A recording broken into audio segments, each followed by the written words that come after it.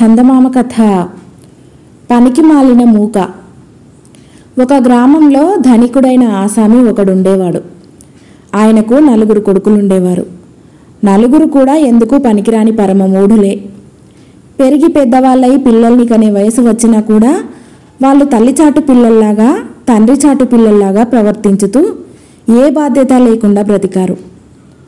ఇది చూసి తండ్రి వారిపై బాధ్యతలు పడేసి స్వతంత్రంగా బతకటం నేర్పాలని నిశ్చయించుకున్నాడు. ఒకనాడు ఆయన పెద్దవాడిని పిలిచి, నువ్వు మీ మేనమామల ఊరికి పోయి అక్కడ అందరి క్షేమ సమాచారాలు తెలుసుకునిరా అన్నాడు. వాడు మర్నాడు తెల్లవారుజామున బయలుదేరి వెళ్ళేటప్పుడు తల్లి, నాయనా, ఆ ఊరు అసలే నిప్పు నీరు పుట్టని ఊరు. నువ్వు అదే పనిగా అక్కడుండిపోక వెంటనే తిరిగి వచ్చేయి.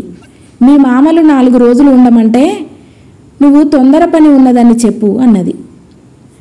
పెద్దవాడు ఎవరికీ తెలియకుండా 2 దుత్తలు సంపాదించి ఒకదానిలో కొద్దిగా నిప్పు, రెండో దానిలో నీరు పోసుకొని మేనమామల ఊరికి బయలుదేరాడు. కొంత దూరం పోయాక 2 దుత్తలు మోయటం వాడికి ఇబ్బంది అనిపించి నిప్పున్న దుత్తలోనే నీళ్లు పోసేసి ఖాళీ దుత్త అవతల పారేసి ప్రయాణం సాగించాడు. ఇప్పుడు వాడికి నడక బాగా సాగింది. త్వరలోనే మేనమామలు ఉండే ఊరు చేరుకున్నాడు. వాణ్ణి చూడగానే మేనమామలు, ఆ దుత్త ఏమిట్రా అని అడిగారు. మీ ఊళ్ళో నిప్పు నీరు పుట్టదటగా, అందుకని వెంట తెచ్చాను అన్నాడు వాడు. ఓరి నీ తెలివి తెల్లవారా, నిప్పేది అని వాళ్ళు అడిగారు. నీళ్లల్లోనే ఉంది అన్నాడు వాడు. వాడి అమాయకత్వానికి మేనమామలు నవ్వుకొని వాణ్ణి తిప్పి పంపేటప్పుడు, చూడు నాయనా, ప్రపంచం పాపిష్టిది, నువ్వెప్పుడూ ఒంటరిగా ఇల్లు కదలవద్దు అని సలహా ఇచ్చారు. వాడింటికి తిరిగి వచ్చి జరిగినదంతా తండ్రికి చెప్పాడు. తండ్రి వాడి మీద ఆశలు మానుకొని రెండో కొడుకును దగ్గరకు పిలిచి, ఒరే నాయనా, నువ్వు వెళ్ళి మన పాలెంలో కాపురం పెట్టి ఈ ఏడు నుంచి స్వయంగా దగ్గర ఉండి వ్యవసాయం చూడరా అన్నాడు వాడితో.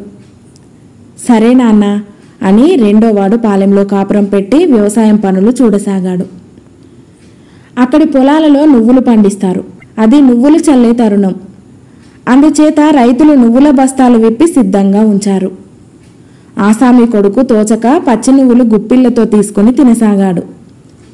అది చూసి ఒక రైతు అతనితో, పచ్చివెందుకు తింటారు బాబు, కావలిస్తే వేపిస్తాను అంటూ తన భార్య చేత ఒక షేరు నువ్వులు వేపించి యజమాని కొడుక్కు పెట్టించాడు.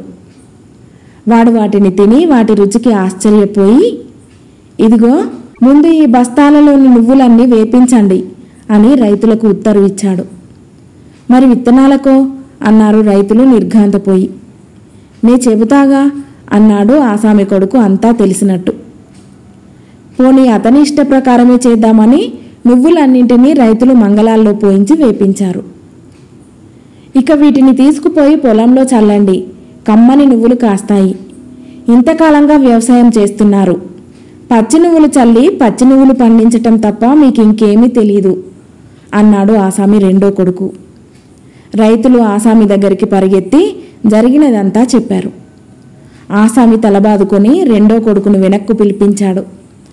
ఆసామికి ఉన్న గ్రామంలోనే ఒక మూల పశువుల శాల ఉన్నది. అక్కడ పెత్తనం చేయమని ఆసామి తన 3వ కొడుకును పంపించాడు. వాడక్కడ కొన్ని రోజులున్న తర్వాత ఒక గొప్ప ఆలోచన తట్టింది.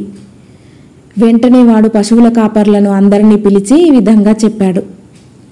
ఒరేయ్, ఇంకో నెలకు సంక్రాంతి పండగ వస్తుందిట. మీరు ఈ 1 రోజులు ఒక్క పశువుకు కూడా పాలు పిండకండి. సంక్రాంతి నాడు 1 రోజుల పాలు ఒక్కసారి పిండేసి ఎక్కువ ధరకు అమ్మేద్దాం. ఈ మాటలు విని కొంతమంది నౌకర్లు నవ్వారు.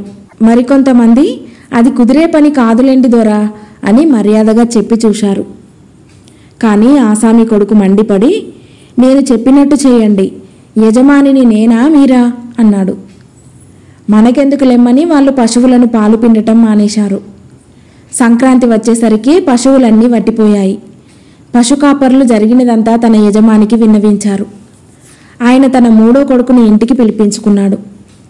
ఇప్పుడు ఆసామి ఆశలన్నీ తన ఆఖరు కొడుకు మీద ఉన్నాయి. నిజానికి వాడు మిగిలిన 3 కంటే తెలివిగలవాడుగా కనపడేవాడు. మిగిలిన వాళ్లకు చెప్పినట్టుగా ఆఖరువాడితో తండ్రి ఫలానా పని చేయమని చెప్పక, నువ్వేం చేద్దామనుకుంటున్నావురా అబ్బాయి అని అడిగాడు. నాకు వర్తకం చేయాలని ఉంది నాన్న అన్నాడు కడగొట్టువాడు. అయితే 2000 రూపాయలు తీసుకొని వర్తకం చేసి డబ్బు సంపాదించుకురా అన్నాడు తండ్రి. తండ్రి ఇచ్చిన 2000 పట్టుకొని ఆఖరు కొడుకు బస్తీకి వెళ్ళాడు. అక్కడ రకరకాల సరుకులు బేరం చేసి చివరకు గంధపు చెక్క కొని ఒక బండి మీద వేసుకొని బయలుదేరాడు. ఆ బండితో వాడు చాలా దేశం తిరిగాడు, కానీ సరుకు అమ్మకం కాలేదు. చివరకు ఒక ఊరు చేరి ఈ ఊళ్ళో ఏం బాగా అమ్ముతుంది అని అక్కడి వారిని కొందరిని అడిగాడు.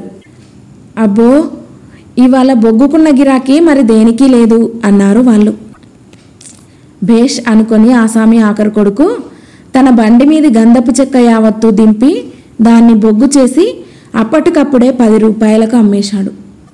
తర్వాత వాడు బండి మీద మరొక ఊరికి వెళ్ళి అక్కడి వాళ్ళని ఇక్కడ చౌకగా దొరికే సరుకేమిటి అని అడిగాడు. ఇంకేముంది, దూది, ఏ ఇంట్లో అడిగినా దొరుకుతుంది అన్నారు ఊళ్ళో వాళ్ళు అతనితో. ఆసామి ఆఖరు కొడుకు తన దగ్గర ఉన్న 10 రూపాయలతోనూ దూది కొని బండి మీద వేసుకొని ఒక బస్తీకి చేరి అక్కడ దూది అమ్మకానికి పెట్టాడు. సరుకు చూసిన వారల్లా కొందుము గాని దూది శుద్ధంగా లేదు బాబు అన్నారు. ఈ దూది ఇక ఎక్కడా అమ్ముడుపోదని తేలిపోయింది. ఆసామి కొడుక్కు ఏం చేయాలో పాలుపోలేదు. వాడు బండిని నడిపించుకొని వీధి వెంట వస్తూ కాసేపు విశ్రాంతి తీసుకుందామని అక్కడ కనిపించిన ఒక ఇంటి అరుగు మీద కూర్చున్నాడు. ఆ అరుగు మీదే ఒక పక్కగా ఒక కంసాలి కొలిమిలో బంగారం పెట్టి గొట్టంతో ఊదుతూ కనిపించాడు. ఏమిటో చేస్తున్నారే కంసాలి గారు అన్నాడు ఆసామి ఆఖరు కొడుకు. బంగారం నిప్పులో పెట్టి శుద్ధి చేస్తున్నాను బాబు అన్నాడు కంసాలి. ఆసామి ఆఖరి కొడుకు ఎక్కడలేని ఉత్సాహము వచ్చింది. అతను వెంటనే బయలుదేరి బసకు వెళ్ళి బండి మీద నుంచి దూది బస్తాలు దింపించి పెద్ద హోమగుండం తయారు చేయించి దూదిని శుద్ధి చేయటానికి గాను బస్తాలన్నింటినీ ఆ గుండంలో పడేయించాడు.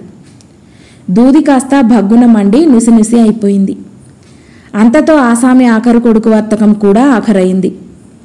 ఆసామి తన కొడుకుల మీద పెట్టుకున్న ఆశలు కూడా ఆఖరయ్యాయి. కథ సమాప్తం.